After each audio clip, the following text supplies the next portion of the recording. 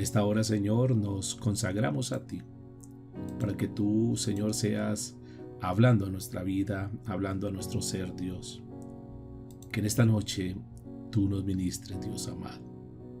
Que en este tiempo, Señor, que vamos a estar disertando tu palabra, Señor, poder de lo alto venga y que tú hables con claridad como siempre lo has hecho.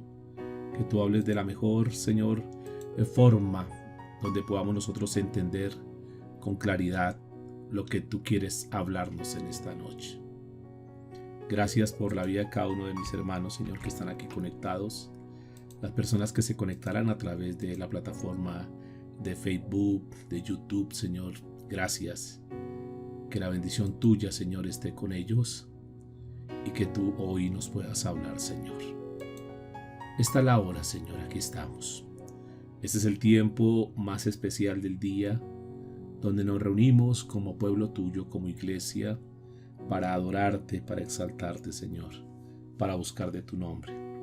Nos reunimos con la intención, Señor, y con el deseo que tú hables a nuestra vida, que tú nos ministres, que tú nos guíes, Dios amado, que hoy cuando disertemos de tu palabra, Señor, tú hoy nos des claridad, Señor, de este pasaje bíblico.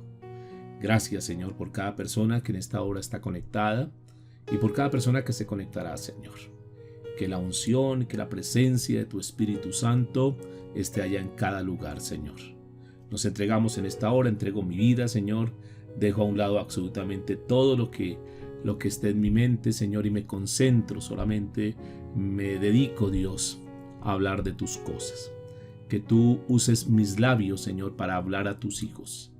Que seas tú, Señor, utilizándome como un instrumento para que tus hijos, Señor, que están aquí reunidos, puedan escuchar una palabra, Dios amado. Úsame, Señor. Y de antemano declaramos que toda la gloria y toda la honra de lo que pase, Señor, en esta reunión, de cada palabra que sale, Dios, de cada transformación, de cada vida cambiada, de cada decisión que se tome, la honra y la gloria solamente es para ti, Señor. Te damos muchas gracias, Dios, en Cristo Jesús. Amén y amén. Mis amados y amadas, muy buenas noches. Qué lindo podernos encontrar una vez más. Sean todos bienvenidos y bienvenidas en esta hora. Espero que ustedes se encuentren bastante bien. Levanta sus manitos si estás bien, si estás agradecido con el Señor, si Dios te ha bendecido en este día, si estás terminando un día y una semana, entre otras, ahí en medio de esta semana tan dura, tan difícil, tan convulsionada que hemos pasado estas últimas semanas, pero que hasta aquí el Señor nos ha sostenido.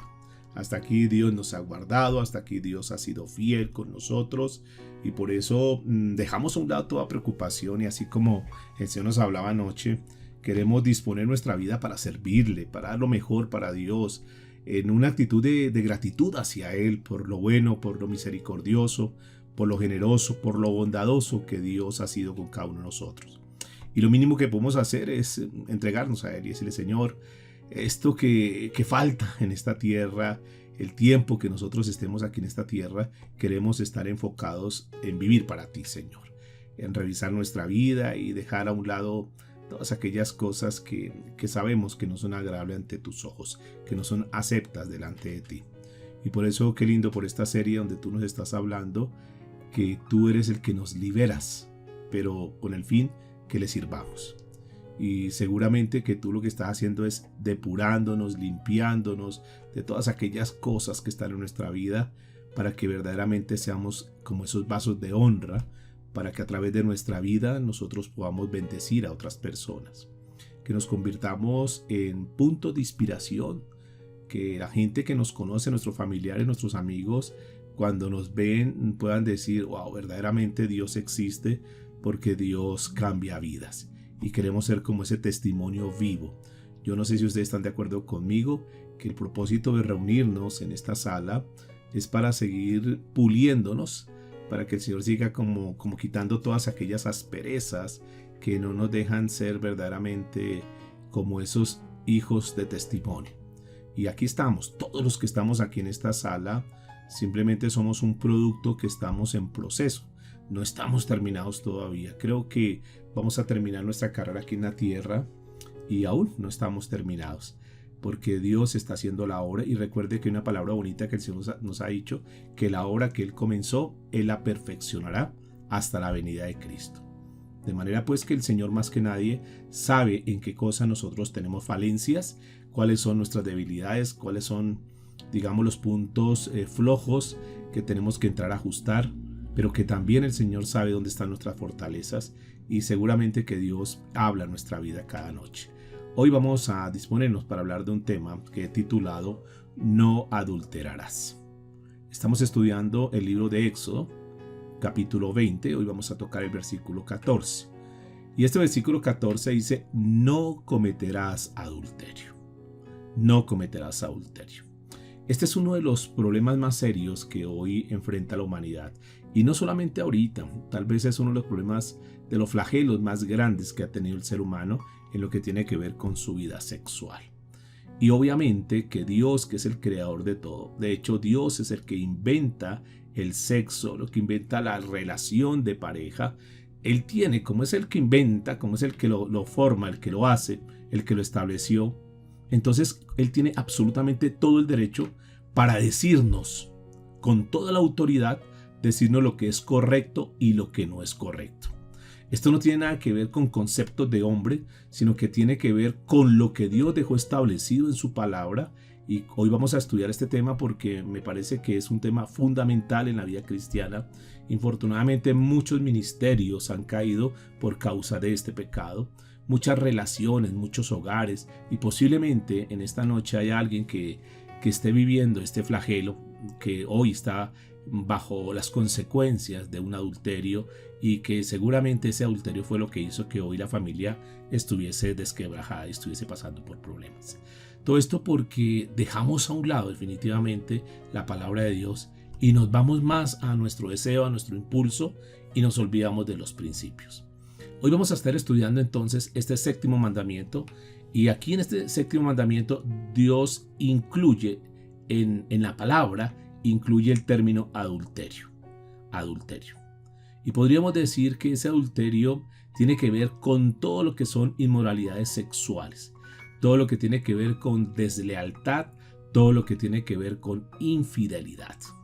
Así que este es un tema que es bastante importante. Posiblemente alguien diga: no, yo no tengo ese problema, pero bueno, yo creo que no en vano Dios te ha traído esta noche para que tú puedas recibir esta enseñanza, y que si tú no has pasado por eso, entonces puedas ser instruido para que tú ayudes a otras personas que posiblemente, y seguramente que si tú y yo hacemos un pequeño, digamos, análisis de nuestro contorno, de las personas que nos rodean, seguramente que encontraremos algunas personas que están pasando por este problema, por esta dificultad. Y Dios nos enseña a través de la palabra a guardarnos.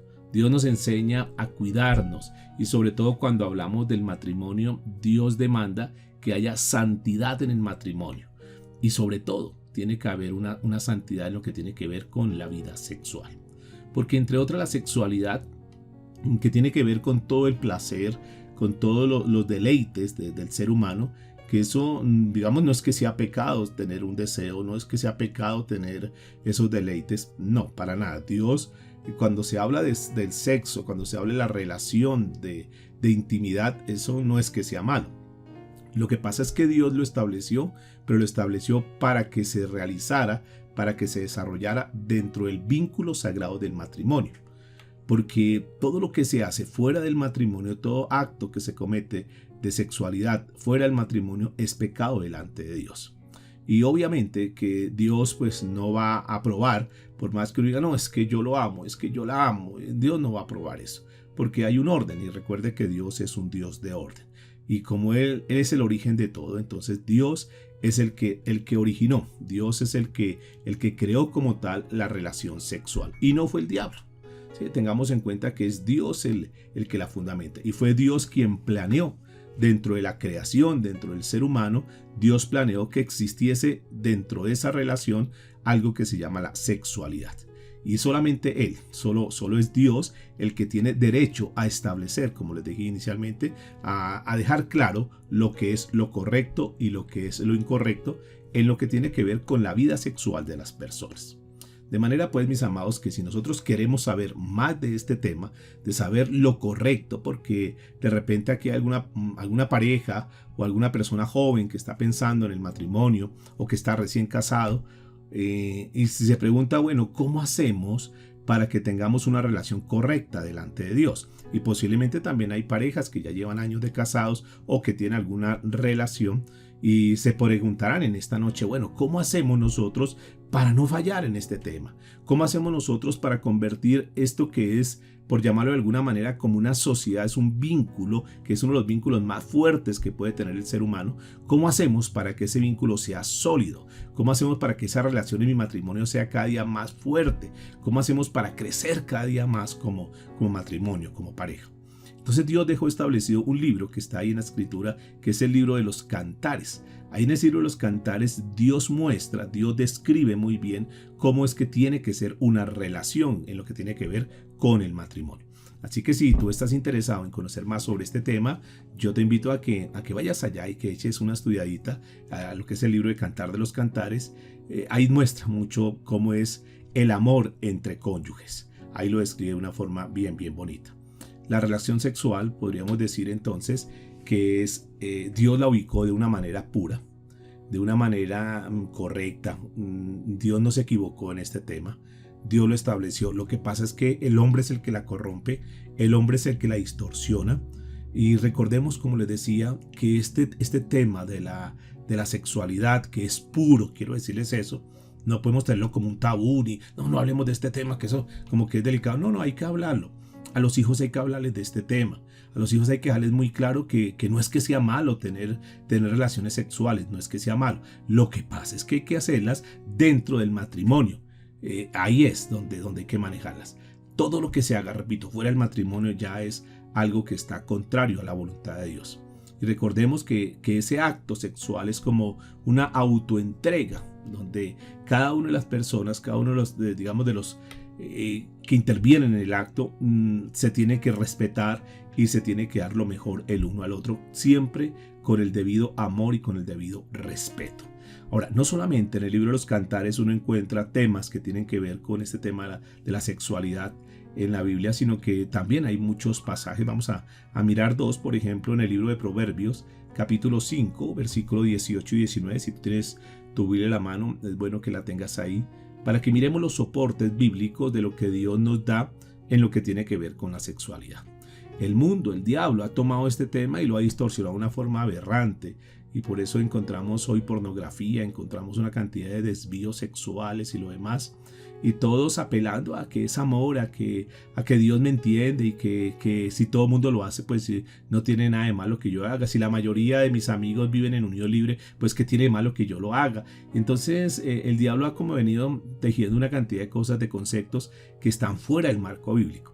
En esta noche, en esta reflexión que vamos a tener, porque este tema es un tema muy vasto, es un tema muy amplio y necesitaríamos toda una serie completa para hablar de esto, pero quiero sí dejarles, aprovechando el estudio del libro de Éxodo, en este séptimo mandamiento, no adulterarás, para dejar algunos principios establecidos en la palabra para que los tengamos muy claros.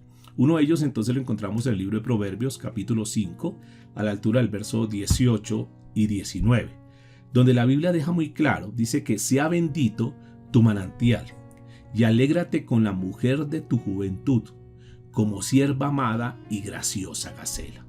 Sus caricias te satisfagan en todo tiempo, y en su amor recréate siempre. Noten cómo Dios, en la perfección que Él tiene, Él considera y Él establece esa relación de pareja tan bonita, donde sea un espacio, donde sea un compartir con todo el corazón. Y habla de cosas bien interesantes, y hay algunos términos aquí que me llaman la atención, porque habla de un manantial, es decir, que esa relación de pareja, esa relación de matrimonio debe ser un manantial, debe ser algo que no se seca. No, mis amados, no es concebido que una pareja, y más cuando se dicen llamar cristianos, que digan, no, es que me separo porque se nos acabó el amor.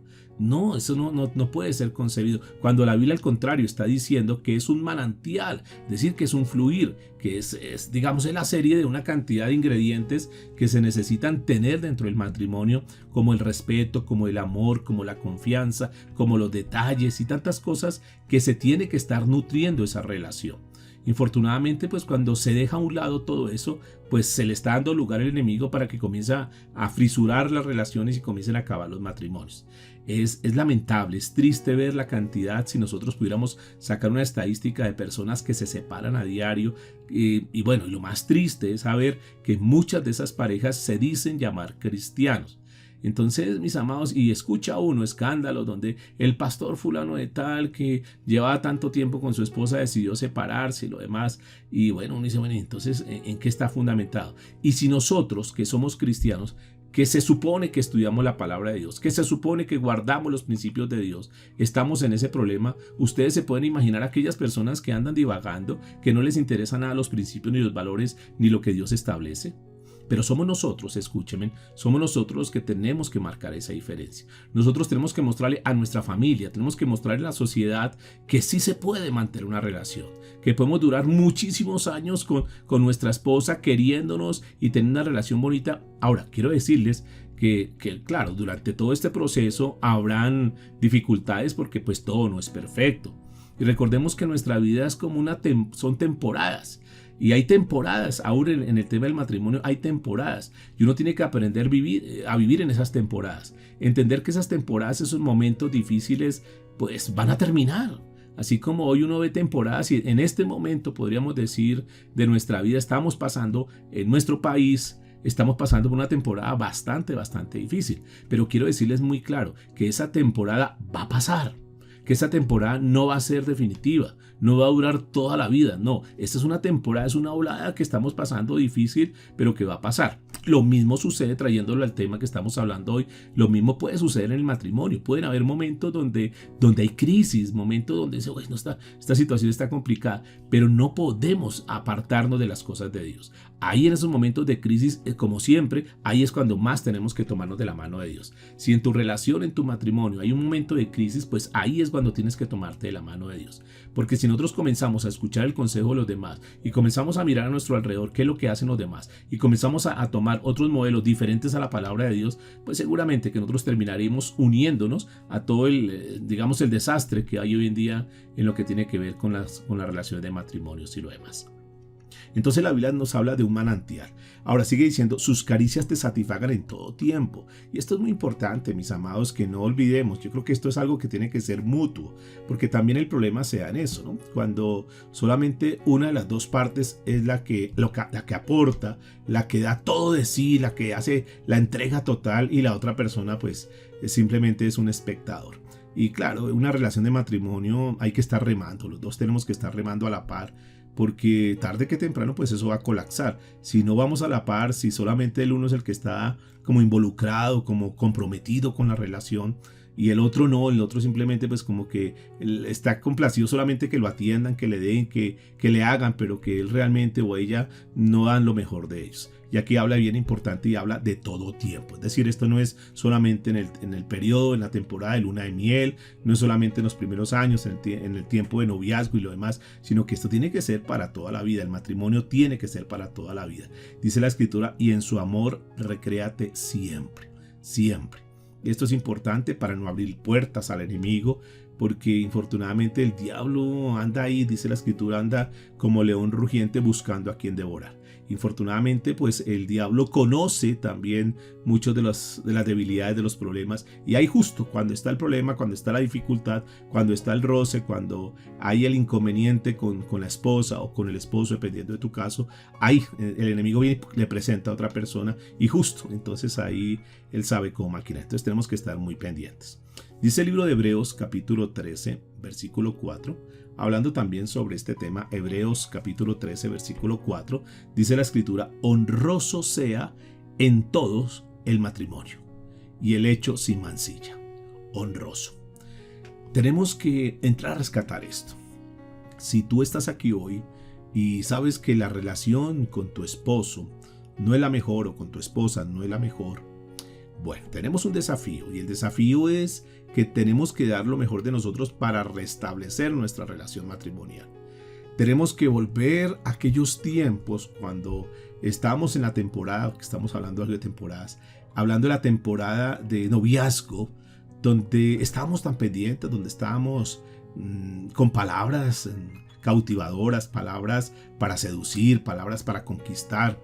Y parece ser que para muchos, y hablo mucho porque más que todo se da en el caso de los hombres, pero igual también se da en muchas mujeres hoy en día, casi que esto se ha nivelado la balanza. Entonces como que pareciese que cuando se casan, entonces dice ya conseguí el trofeo, ya conseguí lo que quería, entonces ya como que me despreocupo, ya logré lo que quería lograr. Y no es así, mis amados, no podemos confiarnos en eso. Tenemos que dar lo mejor de nosotros en todo tiempo. Casi que diríamos en esta noche que es como proponernos cada día enamorar más a nuestra esposa, los hombres, y la esposa enamorar a su esposo, y que sería ser como una tarea bonita, ¿no? Donde no nos olvidemos de esas palabras cariñosas. Todavía sigue siendo importante esos detalles que de pronto para algunos puede ser cursi, para algunos puede ser como, qué ridículo dar ese tipo de detalles, pero siguen gustando mucho. A las esposas les siguen gustando los detalles, las palabras bonitas, las palabras tiernas. El buen trato sigue siendo un excelente, digamos, instrumento en este momento para establecer y restablecer los hogares si de pronto hay alguna fisura en tu hogar. Decíamos que la palabra adulterio Dios la incluye como en una serie de pecados que tiene que ver con lo que son las relaciones sexuales. Ese séptimo mandamiento que estamos estudiando en esta noche prohíbe todas las cosas, escúchenme por favor, todas las cosas que destruyen o que disminuyen la unidad en el matrimonio. Repito, cosas que destruyen o disminuyen. Nosotros en el matrimonio deberíamos cada día como estar aportando, como deberíamos de estar sumando, como deberíamos de estar cada día como creciendo, avanzando y no restando.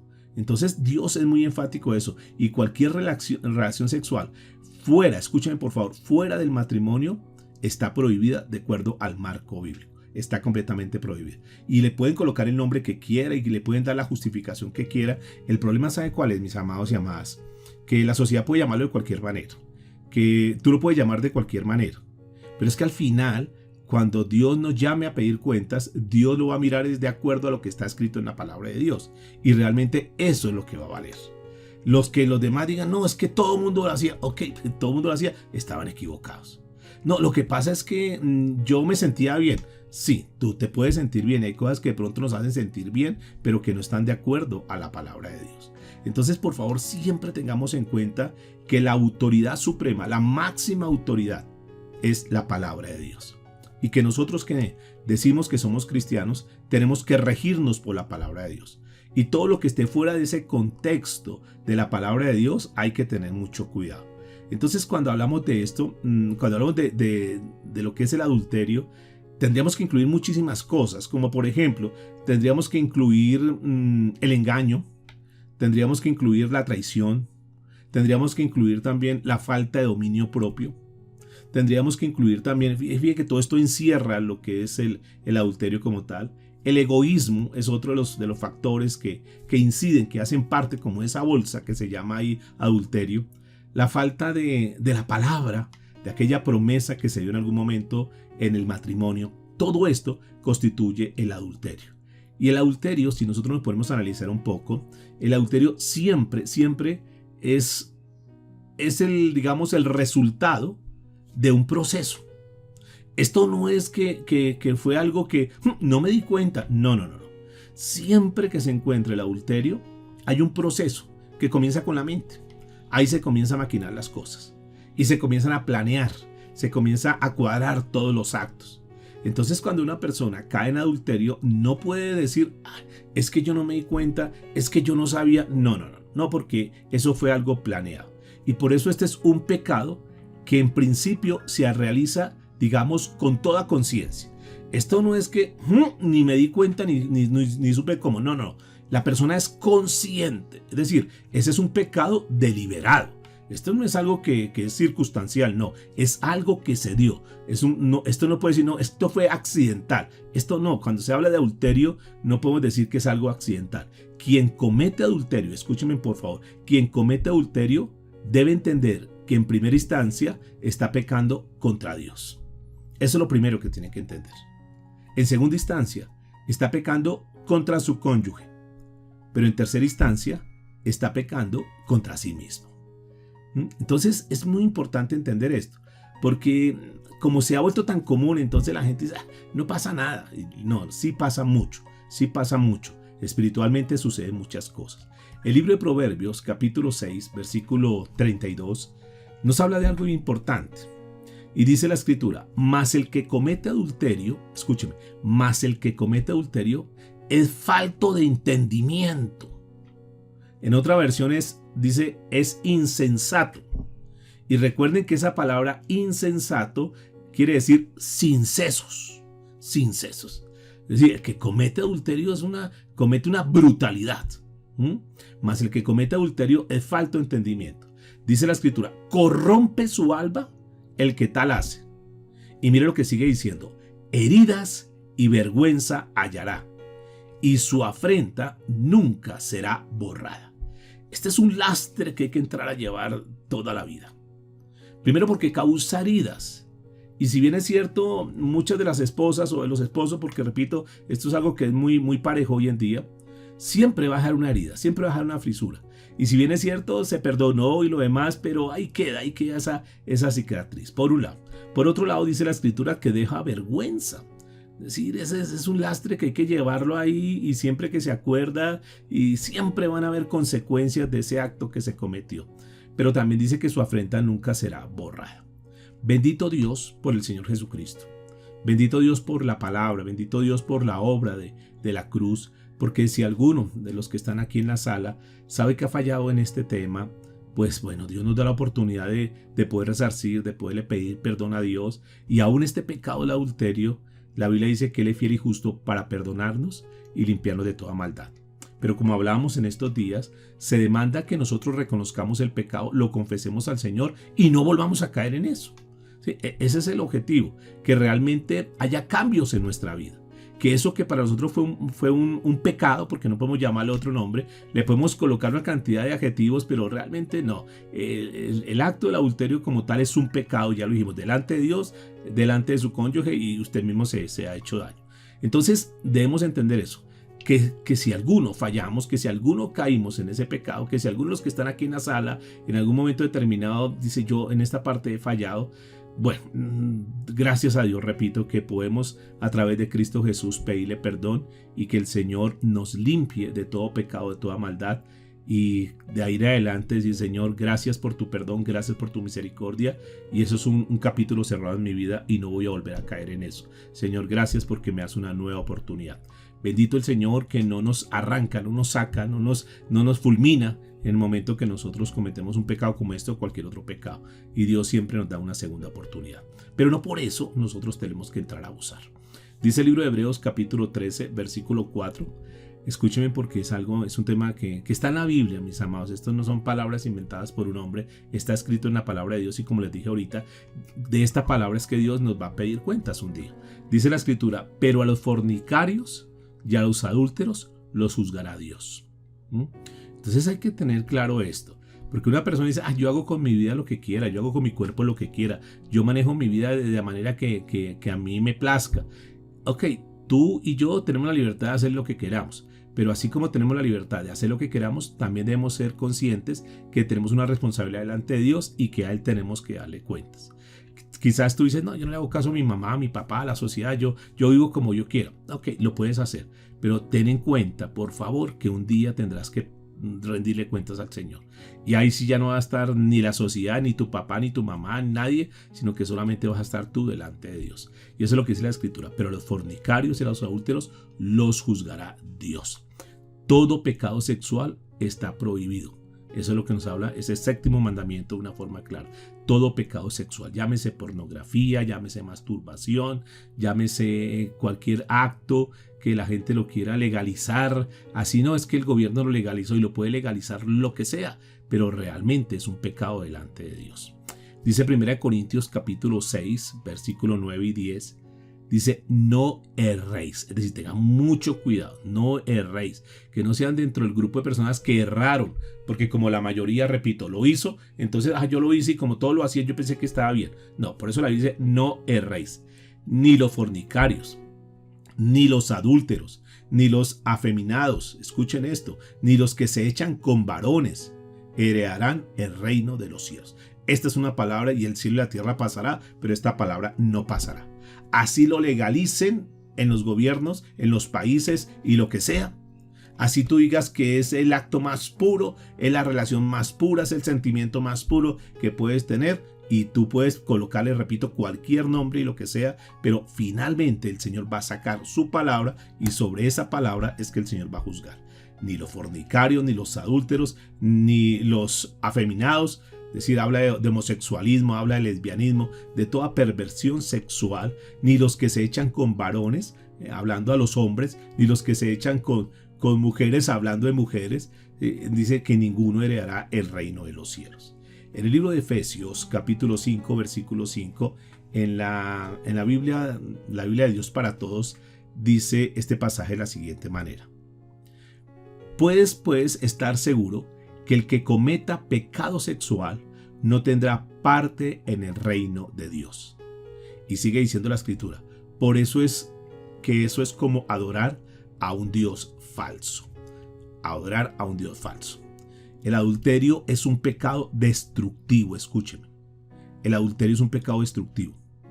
Todo lo que es una persona, todo lo que la persona termina siendo cuando está cautivada, cuando está seducida por el adulterio, pierde absolutamente, digamos, todo su control. Y no le importa, perdónenme la palabra, no le importa absolutamente nada.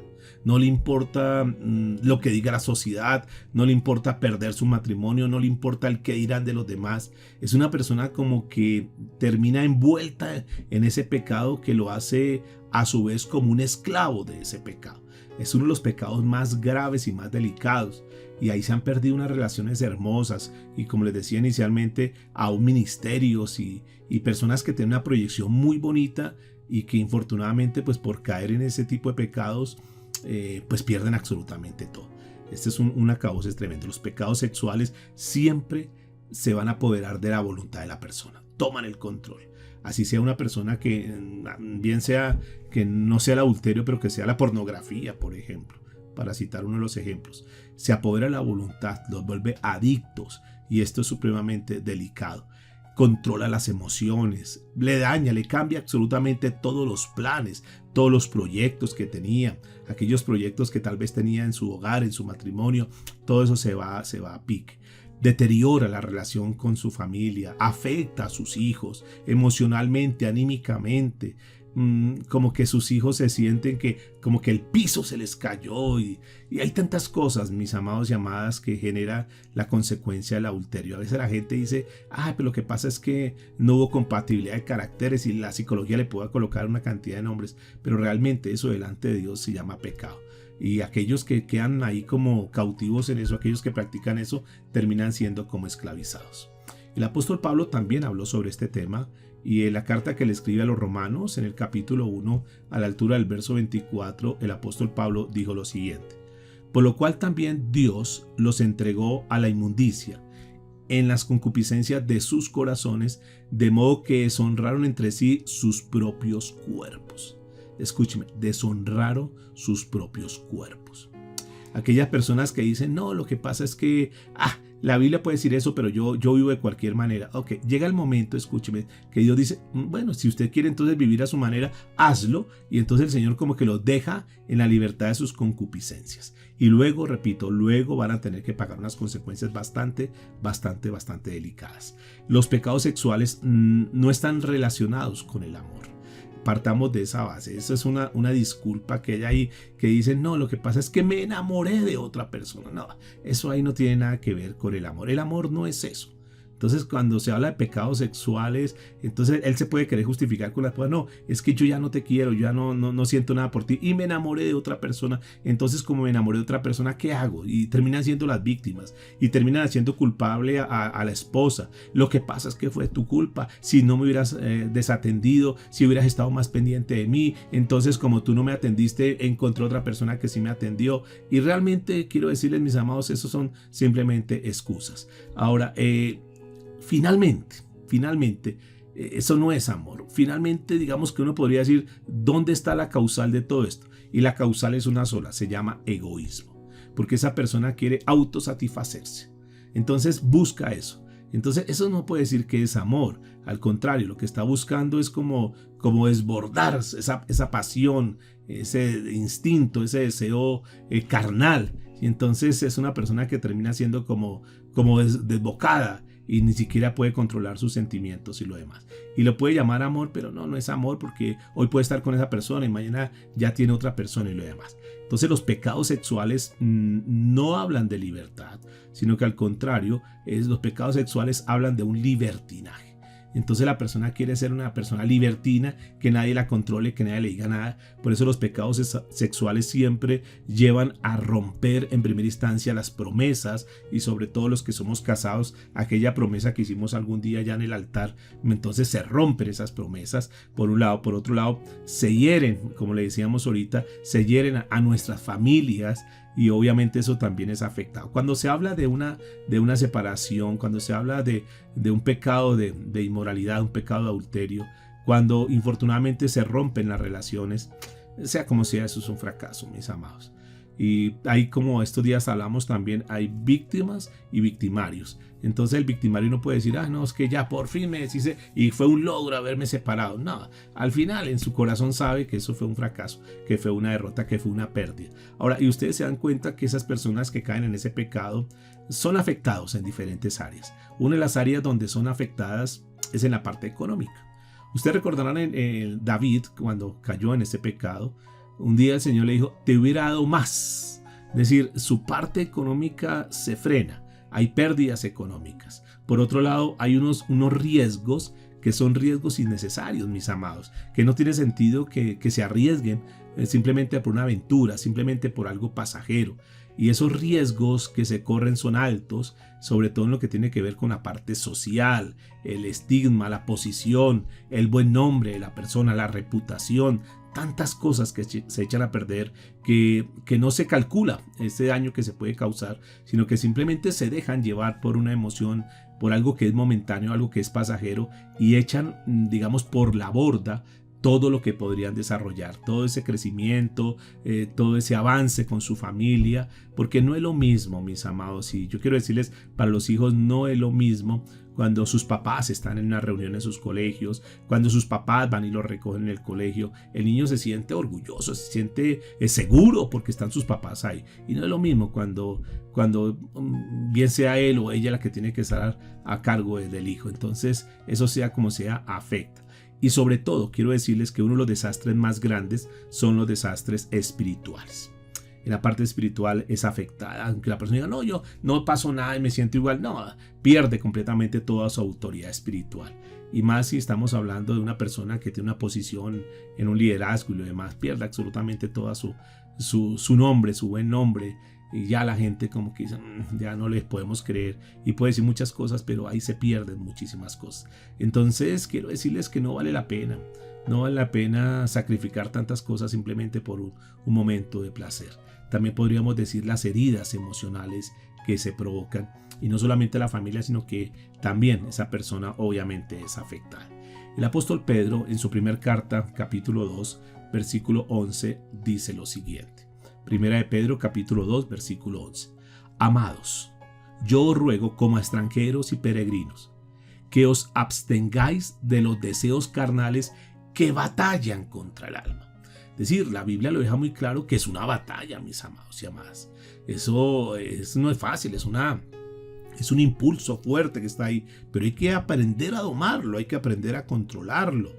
Entonces uno no puede decir, no, es que yo no pude. No. Falta dominio propio, falta una relación con Dios. Uno se va a dar cuenta que vamos a mirar al final que el origen de todo esto fue una desconexión con Dios. Ahí se originó absolutamente todo. Por eso este séptimo mandamiento condena también todos los pecados sexuales que se desarrollan en principio, como lo dijimos ahorita, en principio se desarrollan en nuestra mente. Todo pecado sexual comienza en la mente y en el corazón. Eso, olvidémonos que eso arranca en lo físico, en lo externo, no. Arranca siempre en la mente y en el corazón. Ahí se comienzan a maquinar. El evangelista Mateo escribió en el capítulo 5, versículo 27 y 28, un famoso pasaje que seguramente tú lo has escuchado muchas veces. que son palabras del Señor Jesucristo. Dice, oíste que fue dicho, no cometerás adulterio. Pero yo os digo que cualquiera que mira a una mujer, y esto incluye también a las mujeres cuando miran a los hombres, que mira a una mujer para codiciarla, ya adulteró con ella, ¿en dónde? En su corazón, dice la Escritura. Entonces noten que no necesariamente es caer en el acto sexual, en el acto físico como tal, porque la Biblia va mucho más allá. Y noten que la Biblia ahonda más el tema. Y la Biblia está hablando que con el solo hecho de desear a esa persona ya se ha cometido adulterio. Por eso es que este mandamiento prohíbe todo lo que nos conduzca, escúcheme por favor, lo que nos conduzca a pensar en cualquier pecado sexual. Ahí tenemos que huir.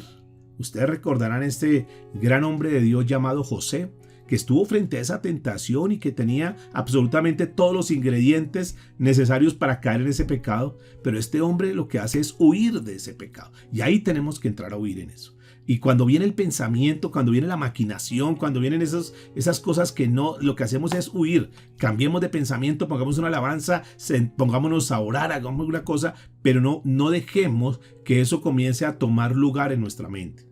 Recuerde como este gran hombre Charles Spurgeon decía, no podemos evitar que las aves vuelen sobre nuestra cabeza, pero lo que sí podemos evitar es que hagan nido en nuestra cabeza. Entonces lo mismo, mis amados, vienen pensamientos, una película, una novela, un comercial, viene un bombardeo por todo lado, y sobre todo esa es un área donde está siendo bombardeada. Si nos van a ofrecer una llanta, entonces el comercial de una llanta pasa una mujer semidesnuda, y cualquier cosa que van a ofrecer, entonces siempre colocan infortunadamente a una mujer como para seducir con una cantidad de cosas.